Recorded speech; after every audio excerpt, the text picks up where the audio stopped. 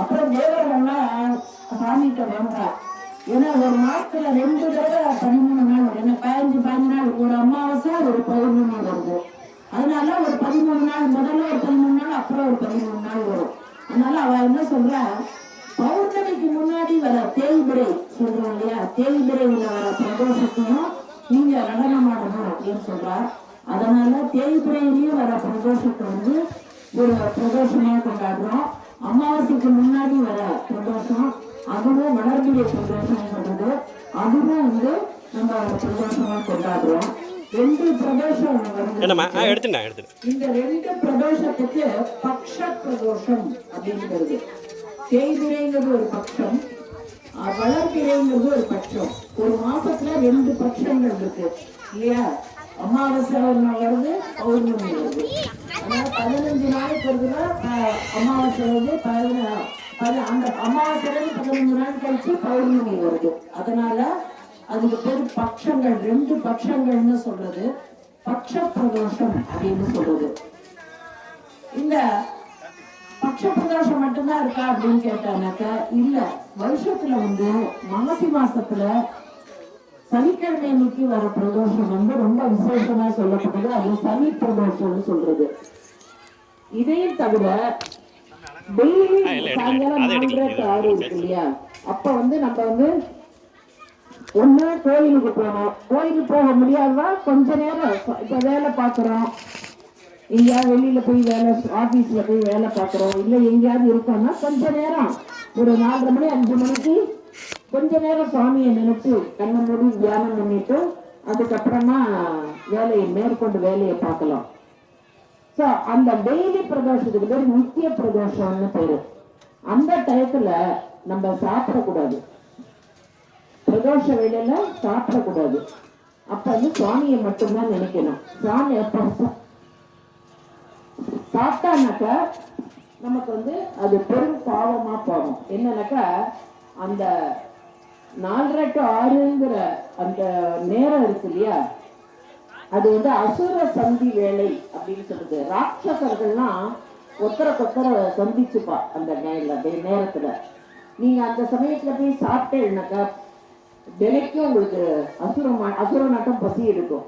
அதனால அதெல்லாம் பாவத்துல கொண்டு போய் சேர்க்கும். அதனால நம்ம வந்து பாவம் புண்ணியத்துக்கு பயந்துதான் வாழறோம் இந்த காலத்துல எல்லாம் இல்லையா. எத்தனைதான் கம்ப்யூட்டர் வந்தா கூட பாவம் புண்ணியம், அதாவது பாவம் புண்ணியம்ங்கிறது என்னன்னாக்கா தப்பு செஞ்சாதான் பாவம் அப்படின்லாம் இல்ல. ஒருத்தருக்கு மனசால தவறு நினைச்சாலே, ஒருத்தருக்கு மனசால குற்றம் நினைச்சாலே நமக்கு பாவம் வரும், நம்மள அறியாம பாவம் வரும். அதெல்லாம் சுவாமி கணக்கு எடுத்துப்பார். எந்த காலமாக இருந்தாலும், எவ்வளவு பெரிய கம்ப்யூட்டர் காலமா இருந்தாலும் சாமிகிட்ட ஒரு கம்ப்யூட்டர் இருக்கு. அந்த கம்ப்யூட்டர்ல பதிவாயிடும் நம்ம என்னென்ன பண்றோம் அப்படிங்கிறது. அதனால கூடுமான வரைக்கும் நம்ம வந்து பொய் பேசாம, கூடுமான வரைக்கும் நம்ம பொய் பேசாம, திருப்தியாருக்கு தீங்கு நினைக்காம, அதுக்கப்புறமா உண்மையை பேசிட்டு நன்மை எத்தனை நம்மளால என்ன முடியுமோ நன்மை முடியலன்னா விட்டுருங்க, ஆனா தீமை செய்யக்கூடாது. இந்த மாதிரி எல்லாம் நம்ம வாழ்ந்தோம்னாக்கா கொஞ்சம் கொஞ்சமா நம்மளுக்கு வந்து சுவாமி வந்து நல்ல வழியை காட்டிகிட்டே வருவார். ஏதாவது ஒரு நல்ல வழி காட்டுவார். இதுல வந்து மாற்றமே கிடையாது. நான் வந்து சாமி கும்பிட்டேன் அதனால நான் கஷ்டப்படுறேன், நான் வந்து சிவபெருமானை கும்பிட்டாதான் கஷ்டம் வருது, இதெல்லாம் சொல்றதுன்னா டூப்பு. எதை கும்பிட்டாலும் நம்மளுடைய கஷ்டம் நமக்கு வரத்தான் செய்யும். எந்த சாமியை கும்பிட்டாலும் நம்ம கஷ்டம் வரத்தான் செய்யும். ஆனா சிவபெருமானை கும்பிட்டாதான் கஷ்டம் நீங்கிறதுக்குரிய வழியை காட்டுவார் அவர். அவர் காட்டுவார்னா அவர் கையை பிடிச்சுன்னு காட்ட மாட்டார், இப்படி வந்து வெளிப்படுவார். அப்போ வந்து ஒரு அம்மா ஒரு 4 பேர் வந்து இதை பார்த்து எடுத்து இந்த சுவாமியை பார்த்து, இதெல்லாம் வந்து நீங்களாம் பைங்கிலிக்கு போகணும், இல்லை கோபுரப்பட்டிக்கு போகணும், இல்லைன்னா இன்னும் பக்கத்துல ஏதாவது சிவன் கோயில் இருக்கான்னு பார்த்து போகணும். அதெல்லாம் இல்லாம உங்க வீட்டு வாசல்லையே வந்திருக்காரு இல்லையா, சுவாமி வந்திருக்காரு. அப்ப நம்ம அவரை வந்து இங்க இருக்கிற மக்கள்லாம் உயரணுங்கிறதுக்காக அவர் நமக்கு கிடைச்சிருக்காரு இல்லையா. அப்ப வந்து அவர்கிட்ட நம்ம வந்து நிச்சயம் அவரை வந்து பார்த்துட்டு ஒரு விளக்கு போட்டு, அந்த விளக்கு போடுறதும் கோவில்ல வந்து இது பண்ணாம அசிங்கப்படுத்தாம, கோவில்ல வந்து அழுக்கு அடையாம நம்ம பார்த்துக்கணும். கோவில்ல வந்து சுத்தமா வச்சுக்கிறது நம்மளுடைய கடமை. கோவில்ல வந்து சுத்தமா வச்சுக்கலன்னாக்க நமக்கு தான் வந்து கஷ்டம். அதனால கோவில் வீடை சுத்தமா வச்சுக்கணும், கோவிலை சுத்தமா வச்சுக்கணும். அப்புறம் கோவில்ல ஏதாவது குப்பை விநாசத்தை எல்லாம் இருந்ததுன்னா எடுத்து பொறுக்கி போட்டுருணும், கொண்டு போய் தள்ளி போடணும். யாராவது போட்டான்னா பொறுமையா சொல்லணும், கோச்சுக்க கூடாது. கோயில் போடாத, சுத்தம் போடாத. இப்ப நான் அன்னைக்கு கோச்சுன்றது அந்த அம்மாவுக்கு எவ்வளவு தெரியறது இல்லையா, அவங்க கோச்சுப்பாங்க அப்படின்னு சொல்றாங்க. அப்ப நம்ம கோச்சுன்றது தவறு இல்லையா, சுவாமி முன்னாடி கோச்சுக்கிறது தவறு. அதனால மெதுவா பேசணும், மெதுவா பேசினா எல்லாருக்கும் புரியும். அதனால மெதுவா நீங்க கோவில்ல குப்பை போடக்கூடாதுமா அப்படின்னு சொல்லணும். இந்த மாதிரி எல்லாம் நம்ம ஒருத்தருக்கு ஒருத்தர் வந்து கோவில்ல வந்து உதவி பண்ணிட்டு, கோவில்ல வரைச்சையாவது ஒருத்தருக்கு ஒருத்தர் பகையை மறந்துட்டு பேசிட்டு, அதுக்கப்புறமா வெளியில போனதுக்கு அப்புறமா பார்த்தானாக்கா நமக்கே அந்த பகை வந்து கொஞ்சம் கொஞ்சமா குறைஞ்சிடும் நமக்கு அவளோட. இது மாதிரிலாம் இருந்தோம்னாக்கா நமக்கு வந்து எப்போதுமே நல்லதுதான் கிடைக்கும். அது வந்து நீங்க முயற்சி பண்ணி பார்த்தாதான் தெரியும். கொஞ்சம் நான் சொல்றது கஷ்டமா இருக்கும், முயற்சி பண்ணி பார்த்தாதான் தெரியும். இப்படி வந்து நம்ம இந்த பிரதோஷம் நம்ம பார்த்தோம் இல்லையா, இப்ப அந்த பிரதோஷத்துக்கு மறுநாள் சிவராத்திரி அப்படின்னு சொல்றது. இந்த சிவராத்திரிங்கிறது வந்து ஒரு மாசத்துல எப்படி பிரதோஷம் 2 தடவை வந்தது, ஆனா சிவராத்திரி மாசத்துல ஒரு தடவை தான் வரும். எப்ப வரும்னாக்க இந்த சிவராத்திரி வந்து அமாவாசைக்கு முதல் நாள் வந்து சிவராத்திரி அப்படின்னு சொல்றது. அப்ப அதுக்கு மாத சிவராத்திரி, ஒவ்வொரு மாசமும் சிவராத்திரி வரும், அதுக்கு பேர் மாத சிவராத்திரின்னு பேரு. அந்த சிவராத்திரியில விரதம்லாம் இருக்கிறவாள்லாம் இருக்கா, அம்பாள் சுவாமியை பூஜை பண்ணுவா அன்னைக்கு. இதெல்லாம் நிறைய இருக்கு, நிறைய கதைகள் இருக்கு. கொஞ்சம் கொஞ்சமா நம்ம அதெல்லாம் கத்துப்போம். இப்ப இந்த மகா சிவராத்திரியை பத்தி நம்ம கேட்போம். இந்த மகா சிவராத்திரிங்கிறது என்னன்னாக்கா ரொம்ப விசேஷமானது. அது வந்து மாசி மாசத்துல வர சிவராத்திரிக்கு பேரு மகா சிவராத்திரி அப்படின்னு சொல்றது. மாசி மாசம் அமாவாசைக்கு முதல் நாள் வர சதுர்தசி அப்படிங்கிற 14வது திதி வந்து சிவராத்திரி அப்படின்னு சொல்லப்படும், மகா சிவராத்திரின்னு சொல்றோம். இத பத்தி 2 கதை இருக்கு.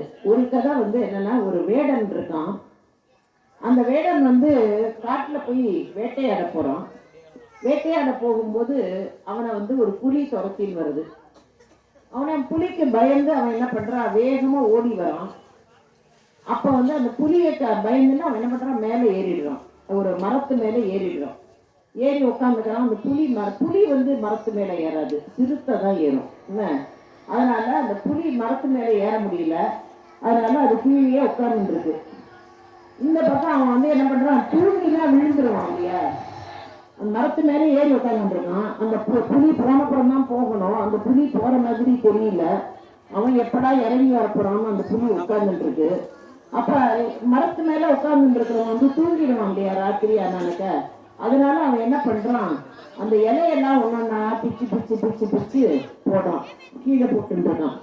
அவனுக்கு தெரியாது அந்த மரத்துக்கு கீழே வந்து ஒரு சிவலிங்கம் இருக்குன்னு. இந்த மாதிரி வயல்ல கிடைச்சார் இல்லையா, அது மாதிரி ஒரு சிவலிங்கம் மட்டும் மரத்துக்கு கீழே இருக்கு.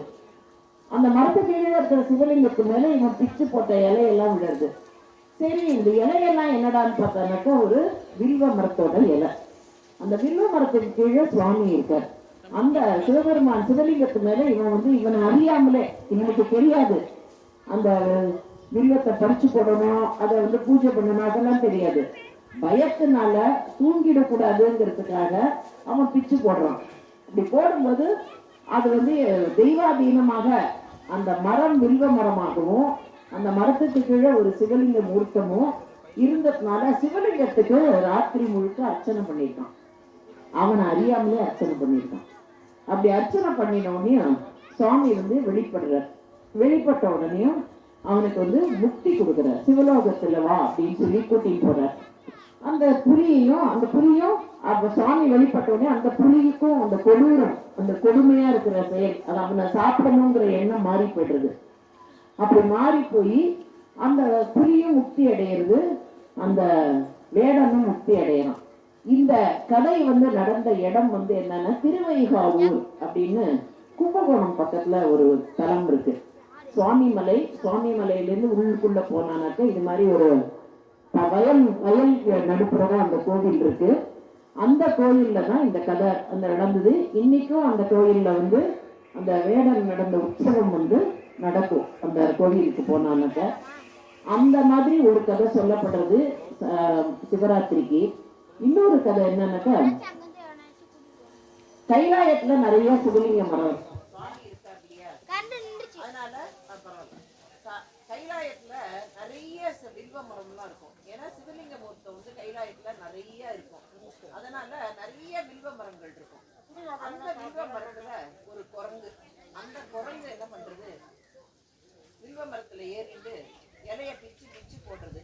கைலாயம் வில்வ மரம், கீழே வந்து இது இருக்கு, அதை வந்து இது போட்டு அலாரம் தான் அடிக்கும், அடிச்சா கட் பண்ணி. அந்த கைலாயத்துல வந்து அந்த வில்வ மரத்துல நம்ம பிச்சு அந்த குரங்கு பிச்சு போட்ட உடனே சுவாமி வெளிப்பட்டு அந்த குரங்கிட்ட சொல்ற, நீ வந்து ராத்திரி முழுக்க வந்து உன்னை அறியாம என்னை பூஜை பண்ணதுனால, அதுவும் இன்னைக்கு சிவராத்திரியா இருக்கிறதுனால உனக்கு வந்து ஒரு நல்ல அரசா, ராஜாவா, சக்கரவர்த்தியா உனக்கு பிறவி கொடுக்குறேன் அப்படின்னு சொல்றேன். உடனே அந்த குரங்கு என்ன பண்ணுது, அது வந்து கைலாயத்துல இருந்த குரங்கு இல்லையா, நம்மள மாதிரி இங்க இருக்கிற குரங்கு இல்லை. அதனால அது ஞானமா இருக்கு. அது என்ன செய்யறது, இன்னைக்கு வந்து நீங்க உங்களுடைய உத்தரவை நான் அடி பண்ணிக்கிறேன், நான் வந்து அரசனா பிறக்கிறேன். ஆனா என்னுடைய ஒரே ஒரு வேண்டுகோள், நீங்க எனக்கு முகம் மட்டும் குரங்காவே இருக்கணும். யாராவது வேண்டிப்படா, நம்ம முகம் அழகா இருக்கணும்னு வேண்டிக்கலாம் இல்லையா? 10 தடவை கண்ணாடியில பார்ப்போம் நம்ம முகத்தை, சரியா இருக்கா அப்படின்ட்டு. ஆனா அவன் அந்த குரங்கு என்ன சொல்றது, எனக்கு வந்து இது வந்தாலும் குரங்காவே இருக்கணும், முகம் குரங்கு முகமாக இருக்கணும் அப்படின்னு வேண்டிக்கிறது. அதனால என்ன அப்படின்னு சொல்லிட்டு அந்த குரங்கு முகமா அவரை படைச்சு, அவருக்கு பேரு முசுகுந்த சக்கரவர்த்தி அப்படின்னு பேரு. இந்த முசுகுந்த சக்கரவர்த்திங்கிறவர் வந்து சோழ மன்னரா இருக்கார், சோழ நாட்டை ஆள்கின்றார். சோழ நாடுங்கிறது என்ன, நம்ம தஞ்சாவூர், சிதம்பரம், மாயவரம், நம்ம திருச்சிராப்பள்ளி, இதெல்லாம் வந்து சோழ நாடுன்னு அந்த காலத்துல ஒரே நாடாக இருந்தது. கரூர் எல்லாமே வந்து சோழ நாடாக இருந்தது. அந்த சோழ நாட்டுல வந்து சோழ நாட்டு எல்லாத்துக்கும் சக்கரவர்த்தியா இருக்கார் அந்த முசுகுந்த சக்கரவர்த்தி. அவருடைய காலம் வந்து ரொம்ப முன்னாடி காலமா இருந்ததுனால இந்திரனுக்கு வந்து தேவ அரசன் இல்லையா, தேவலோகத்துல இருக்கிற இந்திரன், அவனுக்கு வந்து ஒரு வக்ராசுரன்கிற அசுரனால தொந்தரவு ஏற்பட்டது.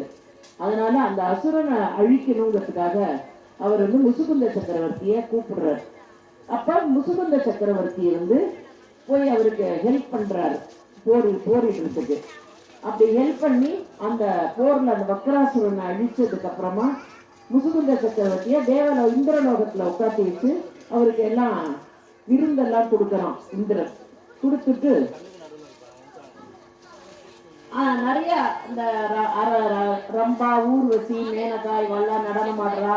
எல்லாம் இந்திரனுடைய அவனுடைய தகுதிக்கு ஏற்ற மாதிரி அவருக்கு விருந்தெல்லாம் கொடுத்து எல்லாம் பண்ணிட்டு, நீங்க என்ன கேட்டாலும் நான் உங்களுக்கு தரேன் அப்படின்னு சொல்றான். அப்ப வந்து இந்திரனுடைய அந்த இந்திரலோகத்தை சுத்தி பார்க்கும்போது இந்திரனுடைய பூஜை அறையில ஒரு சோமாஸ்கந்தர் இருந்தார். சோமாஸ்கந்தர்னாக்கா சுவாமி, அம்பாள், முருகன் நடுப்புற இருக்கா. நீங்க இந்த திருப்பதியில வந்து அப்பர் கட்டமுது நடக்கிறது இல்லையா, அப்ப ராத்திரி பார்த்தீங்கன்னாக்கா அவர் சுவாமி ரிஷபத்துல வருவார், ரிஷப வாகனத்துல அவர் சுவாமி வருவார். அவர் தான் சோமாஸ்கந்தர்னு சொல்ல. அப்புறம் தனியா ஒரு அம்பாள் வருவார். ஆனா இந்த சுவாமியோட ஒரு அம்பாள், நடுப்புற முருகன், அப்படி இருக்கிறதுக்கு பேரு சோமாஸ்கந்தர் அப்படின்னு பேரு. அந்த சோமாஸ்கந்தர் வந்து அவன் வச்சு பூஜை பண்ணிட்டு இருக்கான். பூஜை பண்ணிட்டு இருக்கிறத பார்த்தோன்னே எனக்கு இந்த சோமாஸ்கந்தர் வேணும் அப்படின்னு சொல்றான். அவன் என்ன வேணா எடுத்துக்கோன்னு சொன்னான் இல்லையா, என்ன வேணா கேளுங்க நான் தரேன்னு சொல்லிட்டான் இருக்கிறேன். அதனால இவர் வந்து எனக்கு இந்த சோமாஸ்கந்தர் வேணும்னு சொன்னான். இப்ப வந்து இந்த சோமாஸ்கந்தருக்கு ஒரு விசேஷம் இருக்கு. என்ன விசேஷம்னா, இது வந்து சுயம்புவாக வந்தார். சுயம்புன்னா என்ன, இப்ப நம்ம சுவாமி கோயில்லாம் ஒரு மூர்த்தங்கள்லாம் பாக்குறோம் இல்லையா, சோமாஸ்கந்தர் அம்பாளுடைய வடிவம் வெளியில வரா இல்லையா, உலோகத்துல பண்ணி வச்சிருக்கா இல்லையா, அதெல்லாம் என்ன பண்றா, ஒருத்தர் பண்றா இல்லையா, உலோகத்துல சிலை வடித்து அதை வந்து கோவில்ல வச்சு பூஜை பண்ணி எல்லாம் பண்றா.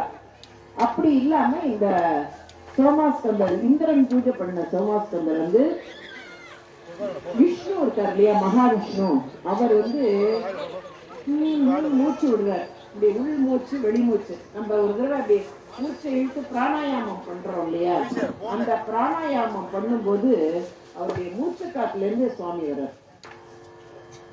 அவர் பேரு தியாகராஜர்னு பேரு. அப்படி அவர் மூச்சு காட்டுல இருந்து வந்தவருக்கு பேரு தியாகராஜர்னு பேரு. அவர் வந்து திருவாரூர்ங்கிற ஸ்தலத்துல இருக்கார், இப்பயும் இருக்கார். என்ன அந்த சோமாஸ்கந்த மூர்த்தத்தை இவன் கேட்கிறான்.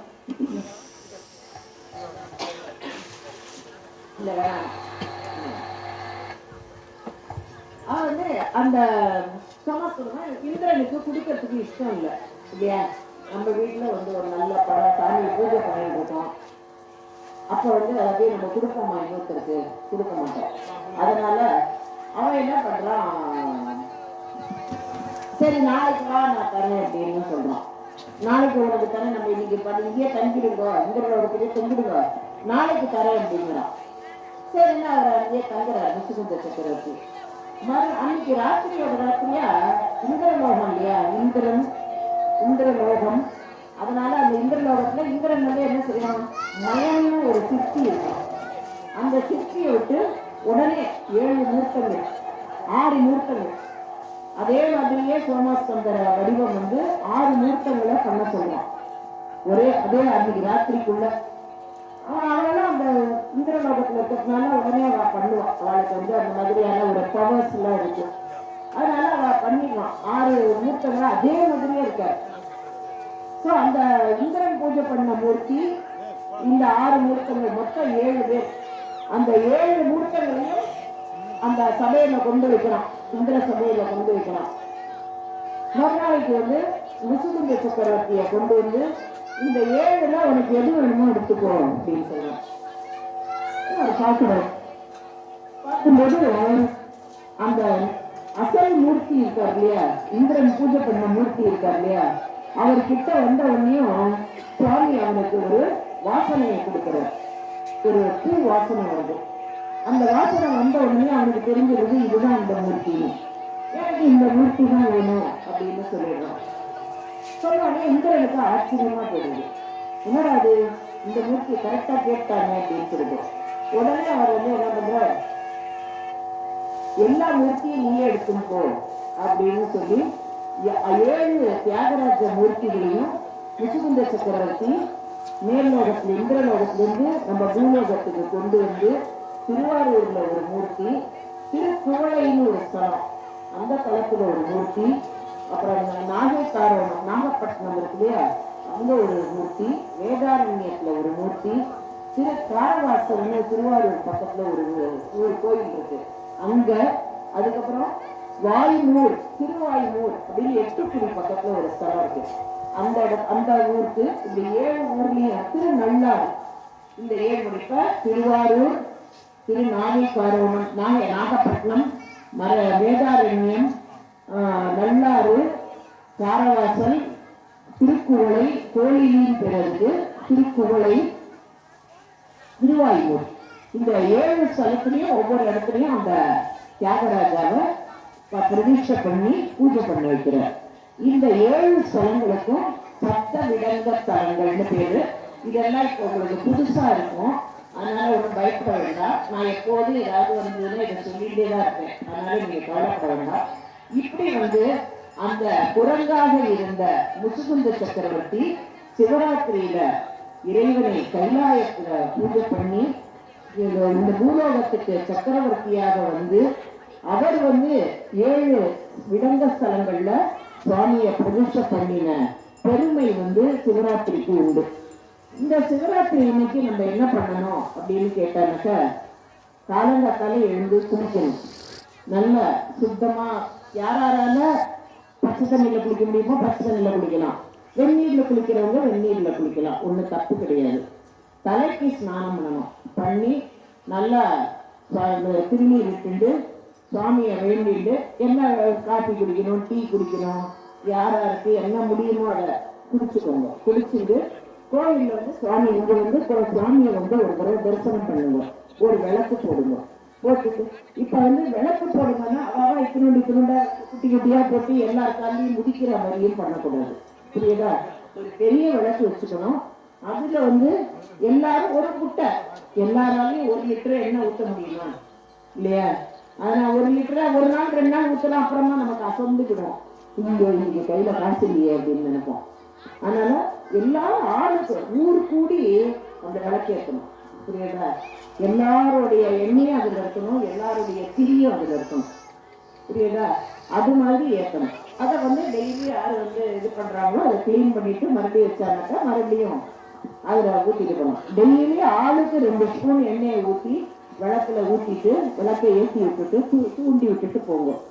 இது மாதிரி எல்லாம் செஞ்சேன்னாக்க அந்த மாதிரி செஞ்சு கொஞ்சம் சின்ன வயசா இருக்கிறவளுக்கெல்லாம் வந்து விரதம் இருக்கலாம், சாப்பிடாம இருக்கலாம். சில பேருக்கு வந்து நான் வந்து எதுவுமே சொல்றேன், அவங்கவுங்க உடம்பு கண்டிஷன் ஒண்ணு இருக்கு. என்ன, அவளுக்கு உடம்பு சரியில்லாம இருக்கலாம், நோய் இருக்கலாம், இல்ல ஏதாவது சாப்பிடாம இருந்தா மயக்கம் வரலாம். அதனால நான் சொன்னேனேங்கிறதுக்காகலாம் நீங்க வந்து சாப்பிடாம இருக்கிறது எல்லாம் வச்சுக்காதீங்க. முடியறவங்க யாராலும் முடியுமோ அவங்க வந்து விரதமாக இருந்து இந்த சக்கரவள்ளி கிழங்கு இருக்குல்ல, அந்த சக்கரவள்ளி கிழங்கை வந்து வேக வச்சு வெல்லம் போட்டு கொஞ்சம் பாசி பருப்பு இருக்கு இல்லையா, அதுல வெல்லம் கொஞ்சமா வெல்லம் போடணும். அதுல பாசி பருப்புல ரொம்ப பாயசம் மட்டும் பண்ணக்கூடாது. பாசி பருப்பு அது தீர்த்தம்னு சொல்றது. பாசி பருப்பு அப்படி தண்ணியா வைக்கணும். பாசி பருப்பு பாயசம்லாம் நம்ம வைக்கணும், அது மாதிரி வைக்காம நல்ல பாசி பருப்பு மைய வெந்த அப்புறமா நிறைய தண்ணி ஊற்றி பால் ஊற்றி ஒரு ஸ்பூன் ஒரு சின்னதா வெல்லம், ஒரு அச்சு வெல்லம் போட்டுட்டு இந்த சக்கரவள்ளி கிழங்கையும் அந்த இதையும் மத்தியானம் ஒரு 12 மணிக்கு சாப்பிட்டுட்டு சுவாமியை நினைச்சுட்டு சாயங்காலம் வந்து இங்க வந்து சுவாமியோட அபிஷேகங்கள் ஆராதனைகள்லாம் பார்த்துட்டு ராத்திரி ஒரு 12:30 மணி 1 மணி வரைக்கும் கண் முழிக்கலாம். முடிஞ்சவா விடிய காத்தாலும் 4 மணி வரைக்கும் முழிக்கலாம், கண் முழிச்சு சுவாமியை பார்க்கலாம். இல்லையா முடியாதவங்க 1:30 மணி வரைக்கும் முழிச்சுட்டு இருந்துட்டு அதுக்கப்புறமா படுத்துக்கலாம். மறுநாளைக்கு காத்தால எழுந்து சுவாமியை வழிபட்டுட்டு அப்புறமா சாப்பிடணும்.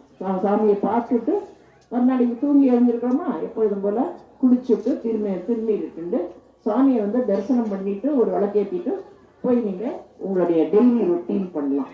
இது மாதிரி பண்ணும் பொழுது சுவாமி நமக்கு வந்து சுத்தமான மனசை கொடுப்பார். ஃபர்ஸ்ட் மனசுல எந்த விதமான களங்கமே இருக்காது. நீங்க வந்து இது மாதிரி பண்ணி பாருங்களேன், எல்லாரும் பண்ணி பாருங்க. ஒண்ணு எல்லாருக்கும், எனக்கும் வந்து சில பேரை பிடிக்காது, எனக்கும் சில பேரை வந்து கோபம் வரும், அதெல்லாம் எல்லாருக்கும் உள்ளதுதான். எல்லாரும் மனிதனாக பிறந்தானக்க கோபம் தாபம் பார்த்து பொறாமப்படுறது இதெல்லாம் எல்லாருக்கும் உள்ளதுதான் என்ன. ஆனா அதையும் மீறி அது நமக்கு வேண்டாம் அப்படின்னு நினைச்சு அதுக்கப்புறமா அதெல்லாம் விலக்கிட்டு சுவாமியை வழிபட்டு எல்லாருக்கும் நன்மை செய்து எல்லாத்தையும் மென்மையா இனிமையா பேசினாக்க சுவாமி நமக்கு வந்து நல்ல சுத்தமான மனசை கொடுத்து சுவாமியே நமக்கு வந்து அருள் செய்வார். ஏதாவது ஒரு சின்னதா குறி காட்டுவார். அது வந்து உங்களுக்கு புரியாது, அது அவங்க நீங்களா ஒண்ணு வெளியிலயே சொல்ல முடியாது. அவர் என்ன செய்யறாருன்றத வெளியில சொல்லவே முடியாது, உணரத்தான் முடியும். ஆமா இல்ல, நமக்கு இன்னைக்கு வந்து திடீர்னு வந்து இவ ஏதோ வந்து கொண்டு கொடுத்தா அப்படிங்கிற மாதிரி நமக்கு தோணும். ஆனா அதை வெளியில சொல்ல முடியாது, என்ன காரணம்னு சொல்ல முடியாது. இந்த வெளியில சொல்ல முடியாம இருக்கிறதுக்கு பேர் தான் அருள். நீங்க வந்து எங்க சாமி கனவுல வந்தாரு, இப்படி வந்தாரு, அப்படி வந்தாரு, அங்க போச்சுனாரு, இங்க போச்சுனாரு, போய் சொன்னா பொய் அதெல்லாம். புரியுதா? அதனால ஒரு விஷயத்த வந்து நம்ம இறைவனுடைய திருவருளை வெளியில சொல்ல முடியாது, மனசுக்குள்ள நம்மளால புரிஞ்சுக்க முடியும், உணர முடியும். வெளியில சொல்ல முடியாம இருந்ததுன்னாக்க அந்த திருவருள் பிரகாரம் நம்ம நடந்தோம்னாக்க நம்ம வாழ்க்கை ரொம்ப நல்லா இருக்கும், செழிப்பா இருக்கும், இந்த ஊரே செழிப்பா இருக்கும். அதனால நாடு செழிக்கும். இந்த ஊர்ல எல்லாரும் ஒத்துமையா இருந்து இந்த சுவாமியோடைய ஆராதனை பண்ணினேன்னாக்க இந்த ஊரையே, இந்த உலகமே, திருச்சியே திரும்பி பார்ப்போம். அது மாதிரி எல்லாரும் செய்வோம். அதுதான் என்னுடைய ஆசை. சரியா? திருச்சிற்றம்பலம். அரணம பார்வதி பதையே தென்னாடுடைய சிவனே போற்றி, எந்நாட்டவர்க்கும் இறைவா போற்றி, தாவாய் கனகத் திரளே போற்றி, கையிலை வாழும் அருமை சொக்கநாத பெருமான் பொன்னார் திருவடிகள், நந்திகேச பெருமான் பொன்னார் திருவடிகள் போற்றி போற்றி. இன்னொன்னு உடனே சொல்ல மறந்து போயிட்டேன்.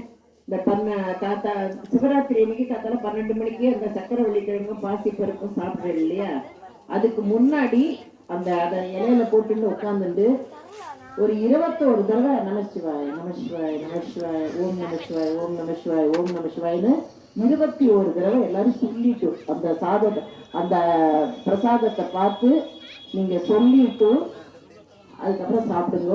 உங்களுக்கு எப்பொழுதுமே நன்மை தான் நடக்கும். சரியா? டெய்லியே சாப்பிடும்போது சுவாமி நாமத்தை சொல்லிட்டு சாப்பிட்டா அது வேற விஷயம். அது மெதுவா முதல்ல சிவராத்திரியிலேருந்து பழகிப்போம். பழகிட்டு அதுக்கப்புறமா அதை எக்ஸ்டெண்ட் பண்ணிப்போம். சரியா? திருச்சிட்டு நல்லா பாடுங்க. நீங்க தான் சொல்லுங்க.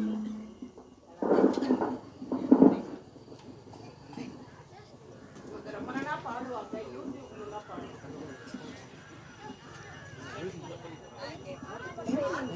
அம்மா அனுப்பிச்சுடுவாங்க, பார்த்தேன் நானும்.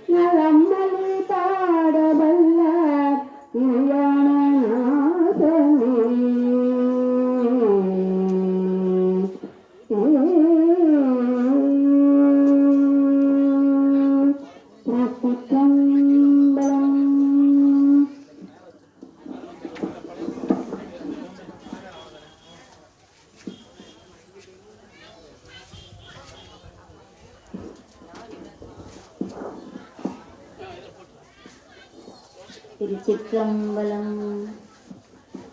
வானைக்காவில் வெண்மதி மல்கு புல்கு வாசடை தேனைக்காவில் மொழி தேவி பாகம் ஆயினான் ஆனைக்காவில் அண்ணலை அபயமாக வாழ்பவர் ஏனை காவல் வேண்டுவார்க்கு ஏதும்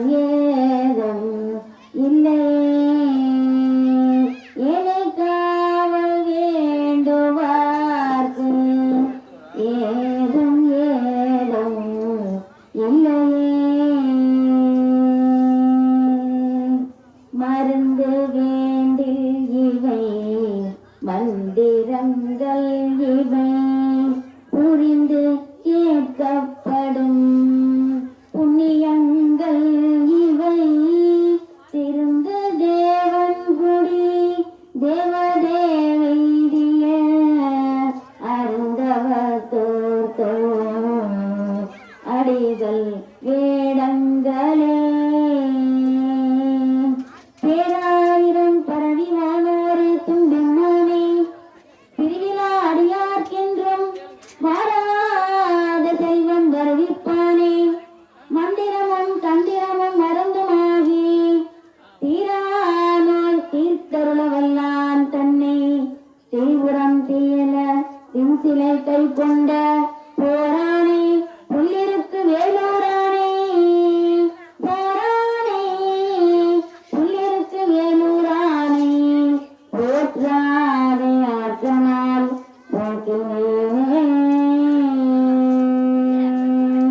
திருச்சிற்றம்பலம்.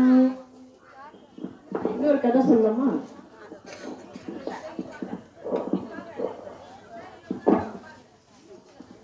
இப்ப நீங்கெல்லாம் கிராமத்துல இருக்கு இல்லையா?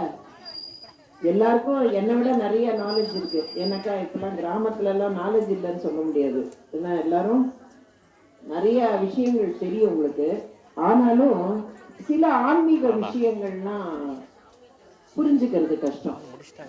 அதனால ஒருத்தன் வந்து ஒரு ஊர்ல இருந்தான், ஒரு வணிகன் ஒருத்தன் இருந்தான். அவன் வந்து ஒரு பிராமணனுக்கு நித்தியம் இந்த பிராமணன் அவன் வீட்டு அந்த வணிகன் வீட்டுக்கு போவான். அந்த பேர் இதை வச்சுக்கோமா, ரமேஷ்னு வச்சுக்கோம். ரமேஷ் வீட்டுக்கு ஒரு பிராமணன் தினைக்கும் வருவான். அவன் வந்து நித்தியம் பவதி பிக்ஷாந்தேகிமா உடனே அவனுக்கு ஒரு ஒரு 2 பிடி அரிசி போடுவான். அதை வச்சு அவன் வந்து தினைக்கும் அவனுக்கு 2 பிடி அரிசி அவனுக்கு சாப்பாடுக்கு போதும் போட்டு அவனுக்கு இந்த தர்மம் பண்ணிட்டு இருந்தான். ரொம்ப நாள் தர்மம் பண்றான் அவன். அப்ப இந்த ரமேஷ்க்கு திடீர்னு ஒரு நாளைக்கு சந்தேகம் வருது. அந்த பிராமணன்ட்ட கேட்கறான், தினைக்கும் நான் உனக்கு பிச்சை போடுறேன்னு, நான் பிச்சை போட்டா எனக்கு என்ன புண்ணியம் கிடைக்கும்? உனக்கு நான் பிச்சை இல்லைன்னு சொல்றேன் இன்னைக்கு, அப்ப எனக்கு என்ன பாவம் வரும் அப்படின்னு கேட்கறான் அவங்கிட்ட. அப்ப அந்த பிராமணன் சொல்றான், எனக்கு இதுக்கு பதில் தெரியல, இந்த ஊர் ராஜா இருக்கான், அவங்கிட்ட போய் நம்ம கேட்போம் அப்படின்னு சொல்றான். சரி அப்படின்னு சொல்லிட்டு 2 பேரும் ராஜாட்ட போறான். அந்த ராஜாட்ட போய் கேட்கறான், இந்த மாதிரி நான் வந்து இந்த பிராமணனுக்கு இந்த தினைக்கும் பிச்சை போடுறேன், அரிசி போடுறேன், அவன் அது கொண்டு சாப்பிடுறான். ஆனா நான் பிச்சை போட்டாதான் எனக்கு புண்ணியம் கிடைக்குமா? நான் அவனுக்கு பிச்சை இல்லைன்னு சொல்லிட்டேன்னா எனக்கு பாவம் வருமா? அப்ப பிச்சை போட்டா என்ன புண்ணியம் கிடைக்கும், பிச்சை போடலைன்னா என்ன பாவம் கிடைக்கும், இதை எனக்கு சொல்லணும் அப்படின்னு அந்த ரமேஷ் வந்து ராஜாட்ட கேட்கறான். இப்ப ராஜா சொல்றான்,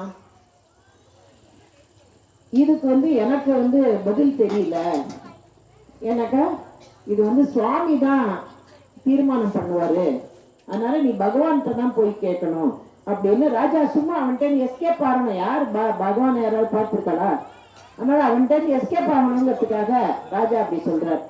அது அப்ப வந்து இந்த ரமேஷ் விடாம கேட்கறான், அப்ப பகவான் எங்க இருக்காரு, நான் பார்க்க முடியுமா அப்படிங்கிறார். அவரு ரொம்ப பெரிய காட்டுல ரொம்ப தூரத்துல இருக்காரு அப்படின்னு சொல்றான். அவர் தான் உனக்கு பதில் சொல்றாருங்க. உடனே இவன் போய் காட்டுல போய் அப்படியாவது சாமியை பார்த்துடணும்னு போறான். அப்ப இந்த ராஜாவுக்கு ஒரு சின்னதா ஒரு ஐடியா வருது.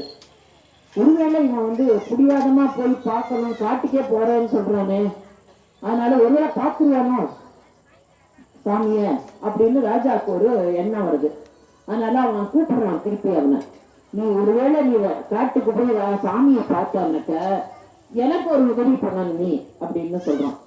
என்ன அப்படின்னு கேக்குறான். எனக்கு ரொம்ப நாளா குழந்தை பிறக்கல, ஏன் எனக்கு குழந்தை பிறக்கலன்னு போய் கேட்டுன்னு வரணும் சுவாமிகிட்ட அப்படின்னு சொல்றான். சரின்னா அவன் போறான். சரி காட்டுக்கு போயிட்டு இருக்கான். போயிட்டே வச்ச முதல்ல ஒரு குதிரை வருது. அந்த குதிரை சொல்றது, நீ என்ன இவ்வளவு ஒரு அடர்ந்த காடு, இது நிறைய பயங்கரமான மிருகங்கள்லாம் இருக்கும், நீ பாட்டுக்கு தைரியமா தனியா வரையே அப்படின்னு கேட்கறது. உடனே அவன் சொல்றான், இல்ல நான் பகவானை பார்க்க போறேன், எனக்கு ஒரு சந்தேகம், அதனால பகவான் இங்க காட்டுலதான் இருக்காருன்னு சொன்னாங்க, அதனால பார்க்க வந்திருக்கேங்கிறான். உடனே அந்த குதிரை சொல்றது, பகவானை நீ பார்க்க போறன்னாக்கா எனக்கு ஒரு கஷ்டம் இருக்கு, அதை நீ சாமியை பார்த்தேன்னா கேட்டு சொல்றியா அப்படின்னு. உடனே சரி அப்படின்னு சொல்றான். எனக்கு முட்டி கால் 2 வலிச்சுட்டே இருக்கு, ஏன்னே தெரியல, நிற்கவும் முடியல. எத்தனையோ ஓட்டம் ஓடி இருக்கேன், ஆனா இப்ப முட்டியில ரொம்ப வலி, என்ன மாதிரி அதுக்கும் வலி அந்த குதிரைக்கும். அதனால முட்டியில வலிக்கிறது, அதனால ஏன் வலிக்கிறதுன்னு கேட்டு சொல்லுங்க அப்படின்னு சொல்றான். சரி அப்படின்ட்டு போறான். அப்ப அந்த குதிரை சொல்றது, சரி வா உன்னை கொஞ்சம் தூரம் கொண்டு விடுறேன் அப்படின்னு கொண்டு விடுறது. அங்க ஒரு ஆறு, காட்டாறு மாதிரி, நல்ல அந்த காட்டுல எல்லாம் ஆறு போச்சுன்னா அப்படியே ஃபாஸ்டா போகும்ல, அது மாதிரி நல்ல வேகமா போறது ஒரு நதி. அந்த நதி ஒரே ஆழமா இருக்கு. அவன் சாமியை பார்க்கணுங்கிற எண்ணம் தான் அவனுக்கு தோணிட்டு இருக்கு. அந்த மனசுக்குள்ள சாமியை பார்க்கணும், சாமியை பார்க்கணும், சாமியை பார்க்கணும்ட்டு போறான். அதனால அவன் பாட்டு காட்டுல அந்த நதியில இறங்கி போறான். கழுத்து வரைக்கும் ஜலம் வந்துடுறது. கழுத்து வரைக்கும் ஜலம் வந்து அதுவும் உணரவே இல்லை. அவன் அது மாதிரி போயிட்டே இருக்கான். நேத்தாப்புல ஒரு முதலை வந்துடுறது. அந்த முதலை அவன் மூஞ்சிக்கிட்டு மூஞ்சிக்கு நேரம் வச்சுட்டு வாய் ஆணு காத்திண்டு, நீ என்ன இந்த நதியில நீ பாட்டுக்க தைரியமா வர, இந்த நதியில இறங்கினவா யாருமே திரும்பி போனதே கிடையாது, நானே உன்னை முழுங்கிடுவேன் அப்படின்னு சொல்றோம். வந்துருக்கா சொல்லுவா? சரி. அந்த நதியில உன்னை நான் முழுங்கிட்டேன்னா என்ன பண்ணுவா அப்படிங்கிறான். உடனே சொல்ல, இல்ல நான் சாமியை பார்க்க போறேன் அப்படிங்கிறான். உடனே இந்த முதல்ல கொஞ்சம் யோசிக்கிறது, என்னன்னா இவன் பகவானை பார்க்க போறேன், புதுசா கிளம்பிட்டானே, இவன் என்னதான் செய்யறான்னு பார்ப்போம்னு சொல்லிட்டு அது சொல்றது, சரி நீ பகவானை பார்க்க போறான்னுக்கா நான் எனக்கு ஒரு சந்தேகம் இருக்கு, அதை நீ கேட்டு சொல்றியா பகவான்கிட்ட அப்படிங்கிற. சரி அப்படிங்கிறேன். எனக்கு நான் இவ்வளவு தண்ணியில இருந்துட்டே இருக்கேன், நல்ல ஜில்லுங்கிற தண்ணி, நதியில ஜில்லுன்னு தண்ணி ஓடும் இல்லையா, அதனால அந்த நதியில தான் நான் இருக்கேன், ஆனாலும் என் வயரெல்லாம் எரியுது, ஏன்னே தெரியல, அதுக்கு என்ன காரணம்னு கேட்டு சொல்லு அப்படிங்க. சரி. உடனே இது என்ன பண்றது, சரி அவனுக்கு ஹெல்ப் பண்ணுவோன்னு சொல்லிட்டு, நீ இதுக்கு மேல நடந்து போக முடியாது, அதனால நான் உன்னை முதுகுல ஏறிக்கும், நான் உன்னை அக்கறையில கொண்டு விட்டுறேன் அப்படின்னு. சரின்னு இதுக்கெல்லாம் நீங்க கதைக்கெல்லாம் கால் இருக்கா கண்ணு இருக்காருலாம் கேட்கக்கூடாது. என்ன இதுல ஒரு தத்துவம் தான் மறைஞ்சிருக்கு, அதுக்குதான் சொல்ல போறேன் நான், புரியுதா? அப்ப அது மாதிரி மேல ஏறிக்கிறான், ஏறி போனான், ஏறி அந்த அக்கறையில கொண்டு விட்டுருது. அங்க போனான்னாக்கா ஒரு அரச மரம் இருக்கு. அந்த அரச மரத்தின் கீழே 2 ஹஸ்பண்ட் ஒய்ஃப் வயசானவா உட்கார்ந்துட்டு இருக்கா. அவ உட்கார்ந்துட்டு இருக்கிற அந்த கிளை இருக்கும் இல்லையா, அவ உட்கார்ந்து இருக்கா, அதுக்கு மேல அவளுக்கு மேல ஒரு கிளை தொங்கும் இல்லையா, அந்த கிளை மட்டும் காஞ்சி கிடக்கு. அந்த மொத்த கிளையெல்லாம் பசுமையா இருக்கு அந்த அரச மரத்துல. அவ 2 பேர்ட்டையும் ஆளுக்கு 2 ரொட்டி இருக்கு, அதை வச்சு சாப்பிட்டு இருக்கா, சாப்பிட போற. அப்ப இந்த ரமேஷ் வரான்.